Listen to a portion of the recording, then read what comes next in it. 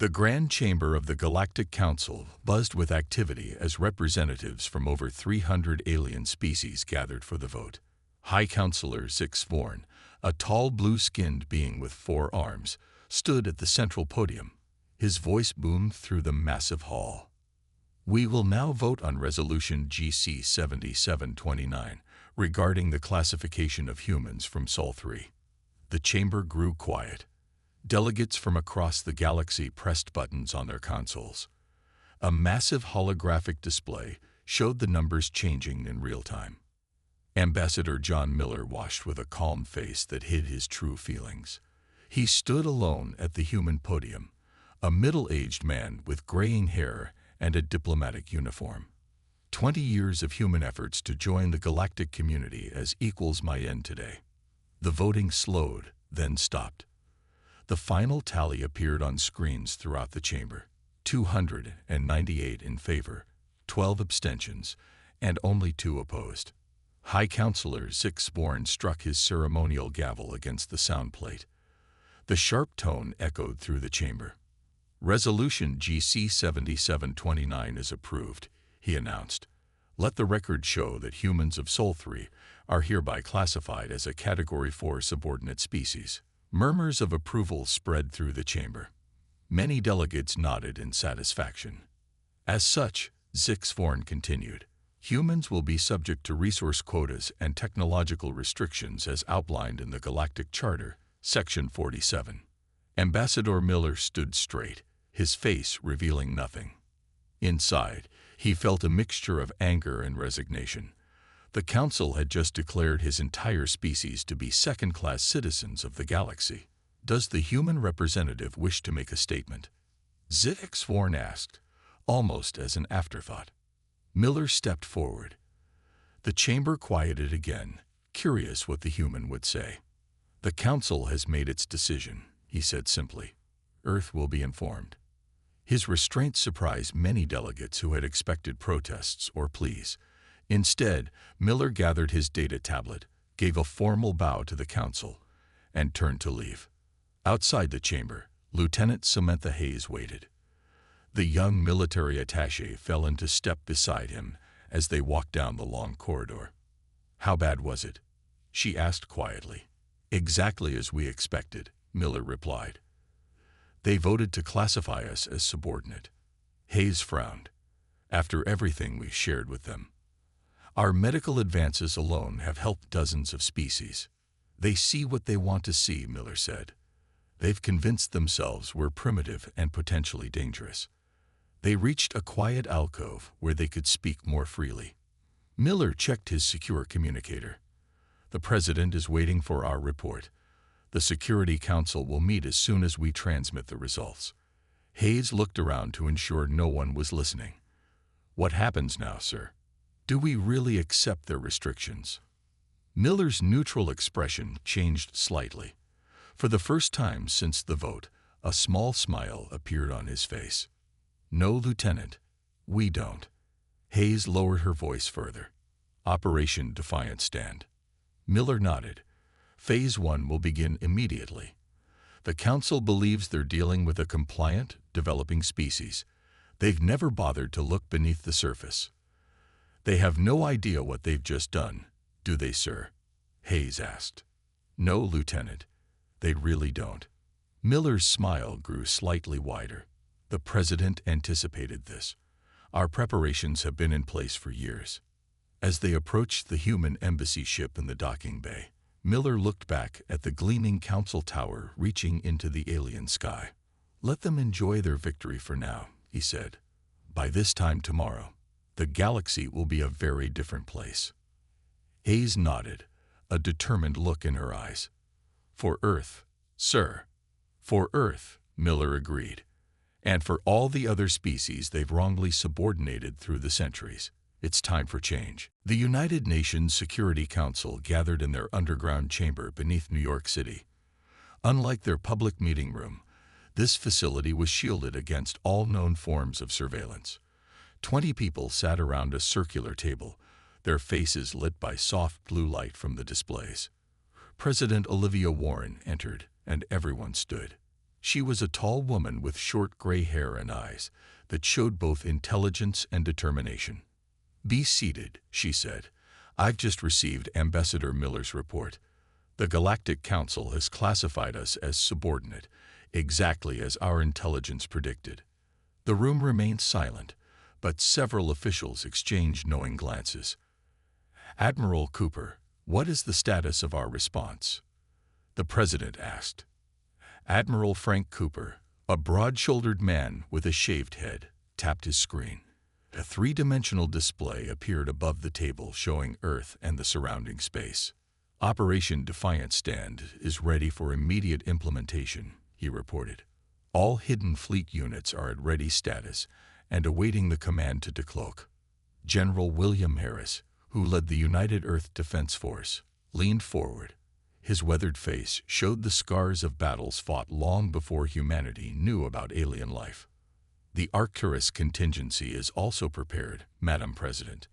Our deep space installations have maintained blackout protocols since we first suspected this outcome. The Council has no idea they exist." Secretary of Defense Alan Mitchell removed his glasses and rubbed his eyes. "We've spent 20 years playing nice. 20 years pretending to be less advanced than we are. And this is their response. They think we're barely past chemical rockets and basic AI," said Dr. Eleanor Foster, head of Earth's Science Directorate. "Our performance has been perfect. They don't suspect we mastered antimatter containment over a century ago." President Warren nodded slowly. "What about our people in Council space?" "All operatives are in position," replied Director Kate Nelson from Intelligence. "Our tourists, merchants, and diplomatic staff are ready to reveal their true capabilities on your command." The President walked to the window overlooking the underground garden. This facility had been built during humanity's darkest days, when extinction seemed almost certain. Few aliens knew of the wars that had nearly destroyed human civilization, or how those conflicts had forced incredible technological advancement. "The Council believes they've put us in our place," she said. "They expect us to accept their quotas and restrictions because we have no choice. They think they're dealing with a young, naive species." She turned back to face the room. "We gave them every chance to accept us as equals. We shared medical advances, environmental restoration techniques, and cultural treasures. We held back anything that might frighten them, and their response was to officially declare us inferior." General Harris cleared his throat. "If I may, Madam President, this isn't just about human pride. The Council has 15 other species classified as subordinate. Most are truly developing civilizations, but at least 3 have been deliberately kept down because they have resources or abilities the major powers want to control."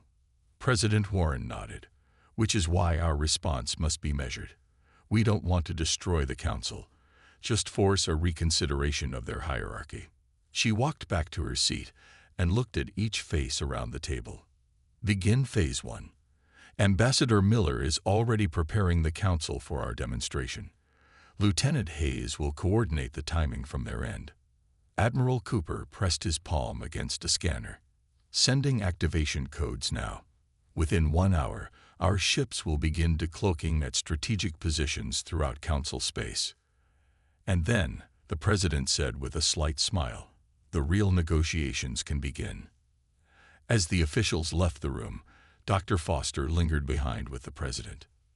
"They never bothered to ask why a planet with our violent history achieved global peace so suddenly," Foster said quietly. "Some questions," the President replied, "are better left unasked." High Counselor Sixborn was enjoying a celebration dinner with other Council leaders. They sat in a private dining chamber atop the Council Tower, eating exotic foods from across the galaxy. A large window showed the glittering capital city below. "To a safer galaxy," said Councillor Duvrak, raising a crystal glass. The Taurian was massive, with gray skin and small horns. "Humans have great potential, but they need guidance. This classification will ensure they develop properly." The other councillors nodded in agreement. Many had argued the humans were too aggressive, too unpredictable to be trusted with advanced technology. Their ambassador took the news better than expected, said Councillor Miran, a small green being with large eyes. I thought he would protest more strongly.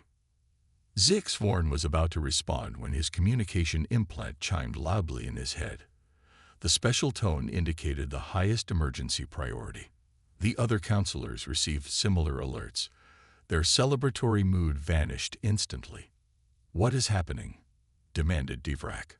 A holographic screen appeared in the center of the table. It showed the automated message from the Galactic Defense Network, ALERT. Unexpected energy signatures detected near all major council worlds. Unknown vessels decloaking at strategic positions throughout council space. Zixvorn stood quickly. We must convene immediately. Minutes later, they rushed into the emergency session chamber. More councillors joined them, many looking confused or frightened. The main display showed the situation developing across council space. Hundreds of ships were appearing as if from nowhere. Then thousands. They appeared near every important council world, station, and facility. This is impossible, bellowed Councillor Divrak, pounding his fist on the table. Where did these ships come from? The defense minister, a tall insectoid, chittered anxiously. The ships match human design patterns, but they are far more advanced than anything we've seen from Earth.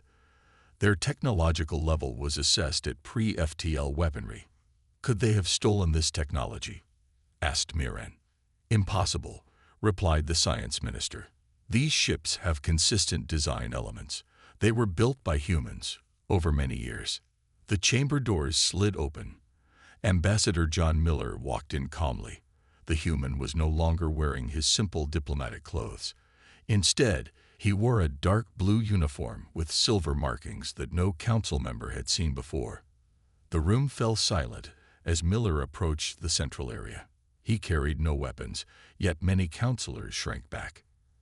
Councillors, he said in a polite voice, it seems we have some matters to discuss regarding your recent classification decision. What is the meaning of this? Demanded Zixvorn. Are these your vessels surrounding our worlds? Miller nodded.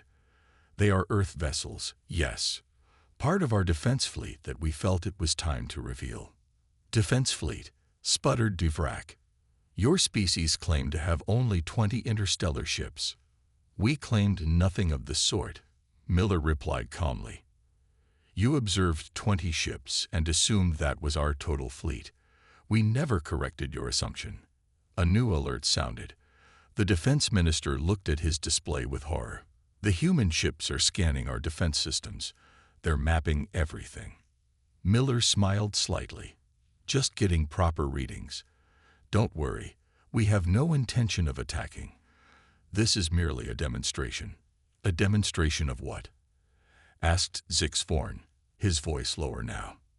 That your assessment of humanity was flawed, Miller said, deeply flawed, and that your decision to classify us as subordinate was perhaps the most significant diplomatic mistake the Council has made in centuries. The main screen changed to show a human woman in a similar uniform to Miller's. She sat in what was clearly a ship's command center. This is Admiral Lisa Rise of the Earth vessel Defiance, she announced. To demonstrate our position on Resolution GC 7729, we will now disable the Council's defense network. Please note this is merely a demonstration.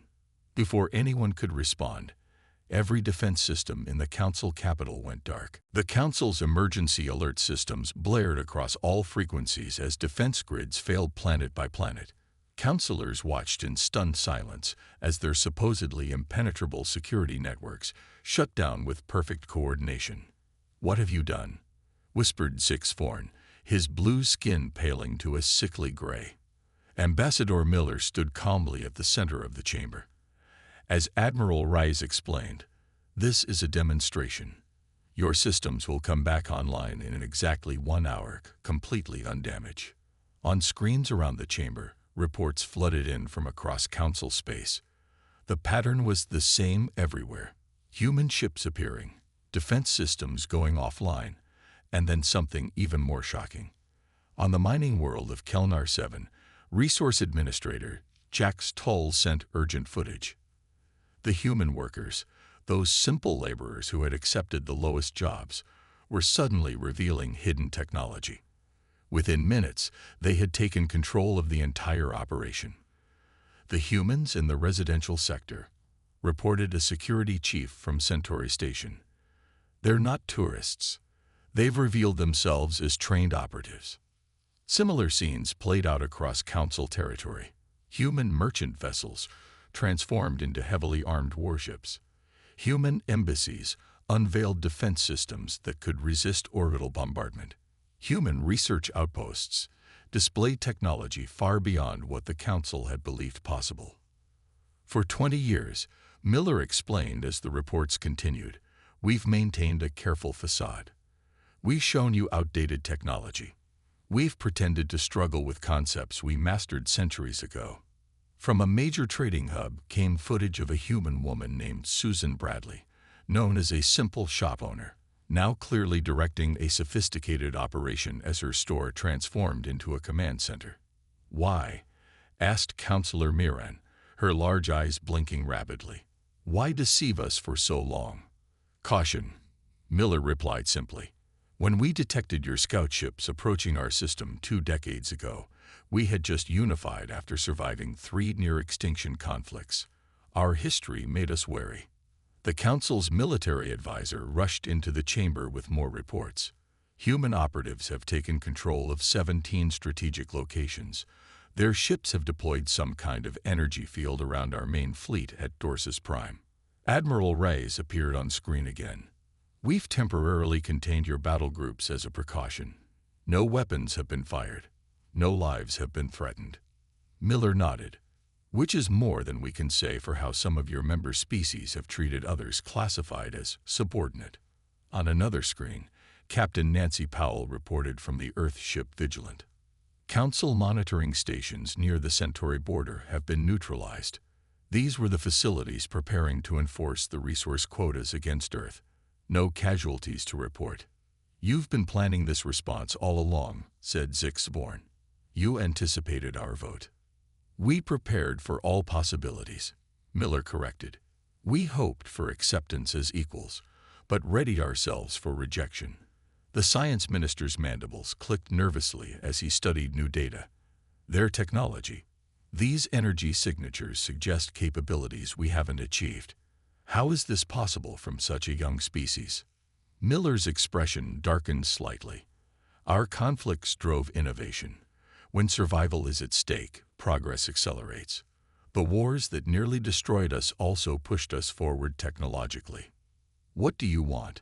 Asked Counselor Devrak, his earlier arrogance replaced with concern.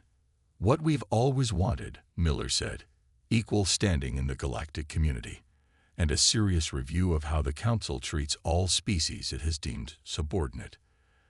As he spoke, displays showed human ships maintaining position near every critical Council facility.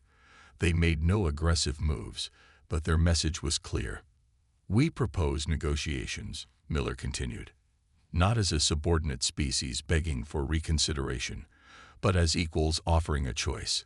The Council can adapt to a new reality, or Earth can chart its own path in the galaxy. The emergency Council session stretched into its 3rd hour. The initial panic had settled into a tense calm as Ambassador Miller continued explaining humanity's hidden history. When we first detected your scout ships approaching our system 2 decades ago, Miller said, humanity had just survived our 3rd global conflict. We had unified not through peaceful evolution like many of your species, but through fire and blood. Miller gestured, and holographic images appeared around the chamber. They showed Earth technologies the Council had never seen before.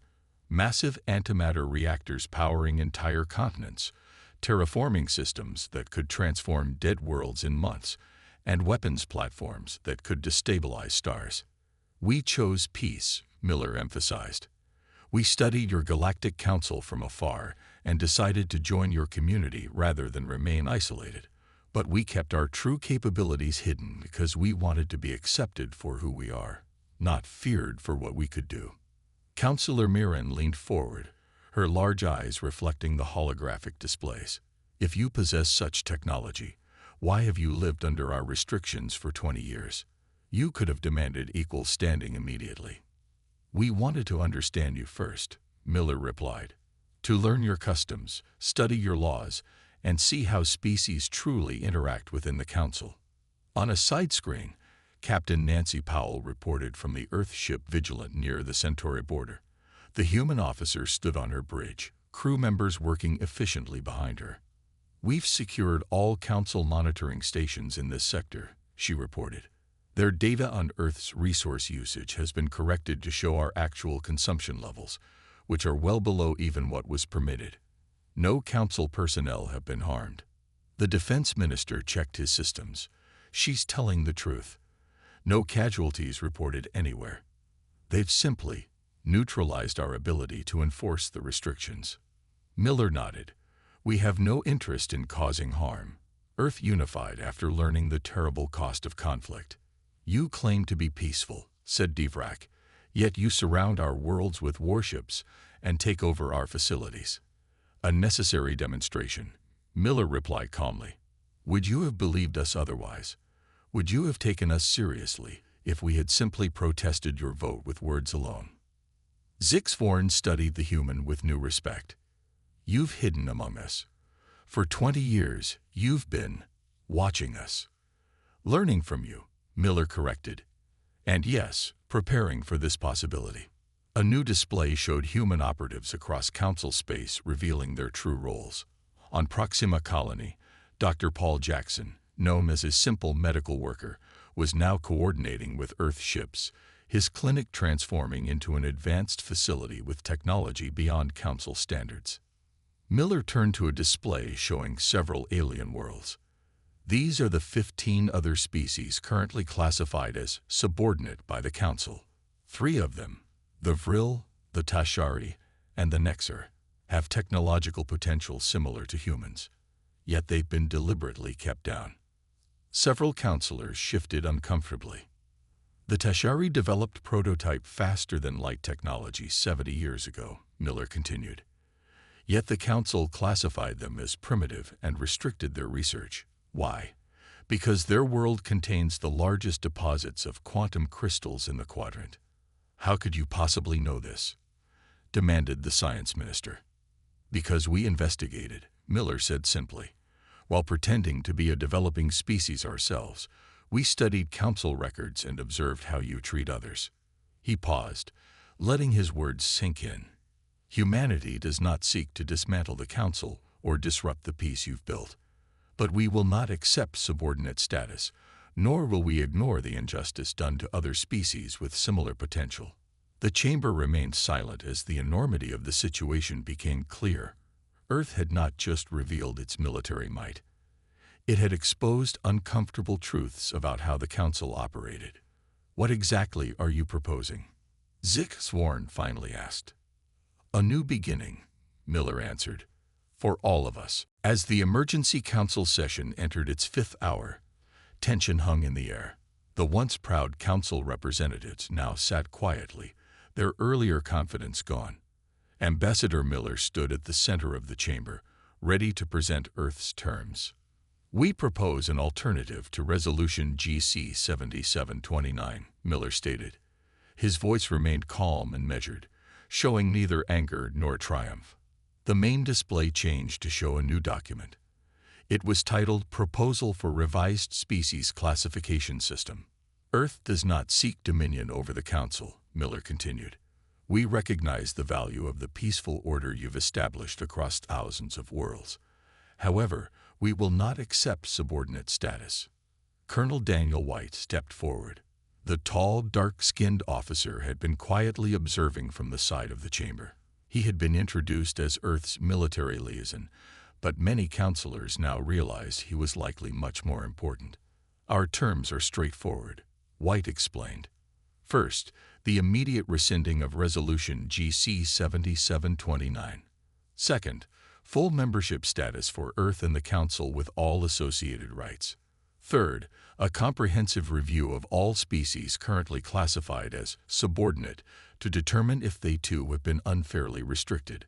The science minister examined the proposal on his personal screen.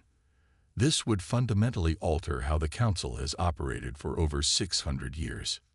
Yes, Miller agreed simply. It would. You're asking us to admit we were wrong, said Devrak. To acknowledge that we misjudged not only humans, but potentially other species as well. We're asking you to correct a mistake, Miller replied, one that benefits all parties. Counselor Mirren's translator struggled to convey her emotional tone. You have hidden among us for 20 years. You have placed operatives throughout our territory. You have studied our weaknesses. How can we trust you now? Miller considered the question carefully. If domination were our goal, this conversation wouldn't be happening. We would have simply taken what we wanted. Instead, we're here, talking, seeking a peaceful resolution. On the main screen, reports continued to come in from across council space. Human ships maintained their positions, but had made no aggressive moves. The council defense systems were beginning to come back online as promised, proving that the disruption had indeed been temporary. And if we refuse your terms? High Counselor Zixvorn asked. His voice was quieter than before, but still carried authority. Then Earth will withdraw from the council, Miller said. We won't attack. We won't dismantle your organization. We will simply opt out of your regulations. Our ships will protect our interests. Our technology will continue to advance. And those species who wish to trade and ally with us directly will do so, outside council oversight. The room fell silent as the council members considered the implications. A significant portion of galactic commerce already flowed through human merchants. Several developing worlds had come to rely on human medical assistance. I don't believe that outcome would be in anyone's best interest, Miller added. The trade minister, who had been silent until now, spoke up. The economic disruption would be severe. Many worlds depend on resources that pass through human space. And the 3 border conflicts currently under council mediation would likely flare up without human peacekeepers, added the diplomatic affairs director. Zixvorn studied the proposal again. You've put us in a difficult position, Ambassador Miller. No more difficult than the position you put Earth in with your vote earlier today, Miller replied evenly. Counselor Mirren signaled for attention. I propose we adjourn to consider this matter privately. Ambassador Miller has given us much to discuss. Zixvorn nodded slowly. We will recess for 3 hours. Ambassador, please remain available. I suspect we will have questions. As the council members filed out, Miller turned to Colonel White. Phase 1 accomplished. Their defense systems now recognize our technology as friendly rather than hostile. White nodded. And Phase 2? Depends entirely on them, Miller replied, looking at the empty council seats. But I think they're beginning to understand what's at stake. One standard galactic month later, the council chambers looked remarkably different. Representatives from 12 formerly subordinate species now occupied seats alongside the traditional powers. The Vril, the Tashari, and the Nexer, species whose development had been deliberately hindered, sat in places of honor, their unique technologies on display. Ambassador John Miller watched from the human section as the newly elected High Counselor, a Rigelian named Trevkor, called the session to order. Trevkor had been one of only 2 votes against the original subordination resolution. The collaborative defense initiative proposed by Earth has been approved, Trevkor announced. His crystalline voice projection system carried perfectly to every corner of the chamber. The main display showed a network of shared defense systems connecting council worlds. Unlike the old model, this network treated all member species as equal partners. With 87% approval, this marks the highest consensus on a major initiative in council history. Trevkor continued. Professor Julia Hernandez approached the central podium. The Earth scientist had become a familiar figure in the council over the past month. Her gray-streaked hair was pulled back in a simple style, and her eyes showed the intelligence that had made her Earth's leading xenobiologist. Today we present the first joint Human Council research project, she announced. A holographic model appeared, showing complex molecular structures.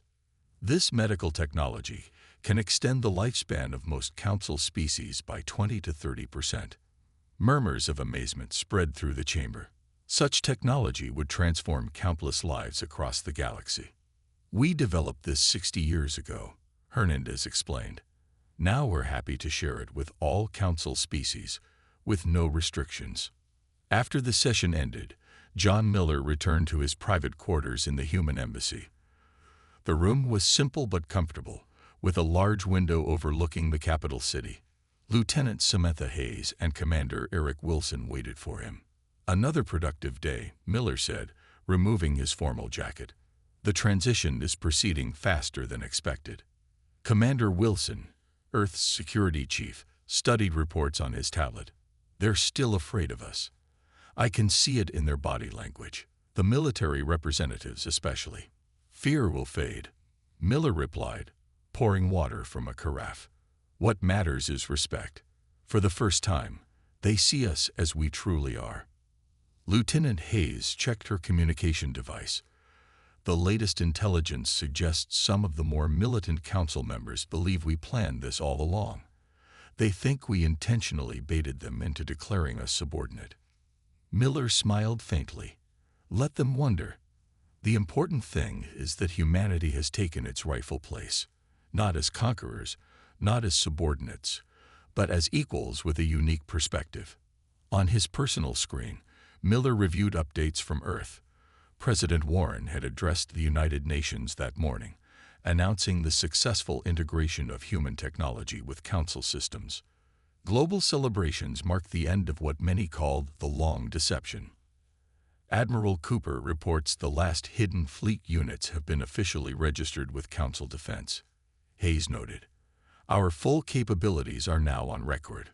"Almost full," Miller corrected. "Some technologies remain classified. Old habits die hard." Commander Wilson looked out at the alien sunset. 20 years of pretending to be less than we are. Was it worth it? Miller joined him at the window. "Look at what we've accomplished. Not just for Earth, but for a dozen other species now freed from restrictions. We've changed the very foundation of how the Council operates." "Without firing a shot," Hayes added. "That was always the goal," Miller said, "to prove we had moved beyond our violent past."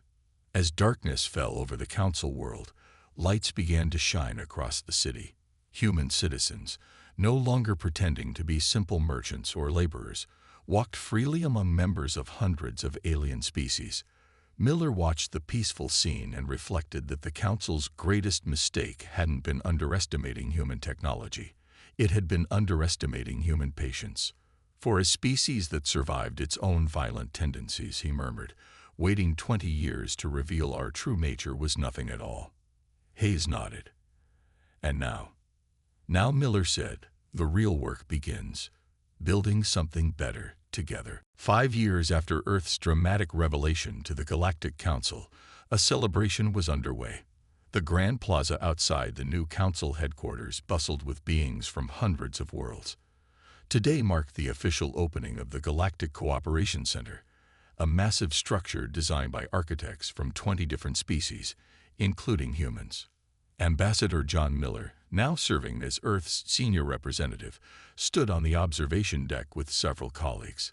His hair had grown completely gray, but his eyes remained sharp and alert. "Quite a change from when we first arrived," said Professor Julia Hernandez, who had become the head of the Joint Species Research Initiative. Below them, members of formerly subordinate species mingled freely with those who had once claimed superiority. The rigid hierarchy that had defined galactic politics for centuries had given way to something new. "The Foundation Treaty has been adopted by 97% of Council worlds," reported Commander Eric Wilson, checking his datapad. "Only 6 holdout systems still refuse to recognize the new classification system." Miller nodded. "They'll come around eventually. Change takes time." A small group of Tasheri children ran past, their scale-covered bodies shimmering in the sunlight. 5 years ago, they would have been restricted to designated areas. Now they played freely alongside the offspring of other species. The Tasheri Deep Space Program launched their first independent exploration vessel yesterday, Hernandez said. Their quantum crystal drive technology is remarkable. We could learn from them. That's the point, Miller replied with a smile. We all have something to teach each other. A chime sounded, indicating the ceremony was about to begin. Miller and his team made their way to the diplomatic section, where representatives from Earth waited. High Counselor Trevkor approached the central platform. The Regellian's crystalline body structure caught the light as he moved. Today we celebrate not just a new building, his amplified voice echoed across the plaza, but a new understanding. 5 years ago, our assumptions about one species forced us to question our assumptions about all species. Screens around the plaza showed images from what historians now called the Revelation Day, when human ships had appeared throughout Council space, exposing decades of careful preparation. We faced a choice, Trevkor continued. Cling to old prejudices or embrace a more equal future. Thanks to wisdom on all sides, we chose the latter. Lieutenant Samantha Hayes, now Captain Hayes, leaned close to Miller. He makes it sound like they had a real choice, she whispered. Miller smiled slightly. Everyone needs to save face. Besides, many council members genuinely supported change once they saw the evidence. The ceremony continued with representatives from various species presenting symbols of their cultures to be included in the new building's central chamber. When Earth's turn came, President Warren herself stepped forward. She had traveled from Earth for this historic occasion. We bring water from Earth's oceans, she announced, holding up a crystal container. A symbol of the life that connects all our worlds, regardless of our differences. Later, as the formal reception began, Miller found himself speaking with Zix Forn, the former High Counselor who had presided over Earth's subordination vote. I never properly thanked you, Miller said, surprising the alien. Thanked me. Zix Forn's translator conveyed his confusion. For attempting to classify your species as inferior. For giving us the opportunity to change things, Miller replied. Without that vote, we might have continued our deception for decades more. Sometimes a crisis forces progress that comfort prevents. Zix Forn considered this. An interesting perspective. Still, I wonder what might have happened had we voted differently. History doesn't deal in might-have-beens, Miller said, only in what is and what could be. As evening fell, the celebration continued. Diplomatic teams from 100 worlds discussed new initiatives. Research scientists shared discoveries that would have been classified under the old system. Military officers from formerly hostile species planned joint training exercises. Standing alone for a moment, Miller looked up at the stars visible through the transparent ceiling. Somewhere out there, beyond explored space, new civilizations waited to be discovered. The next ones we find, he promised silently, will never know subordination.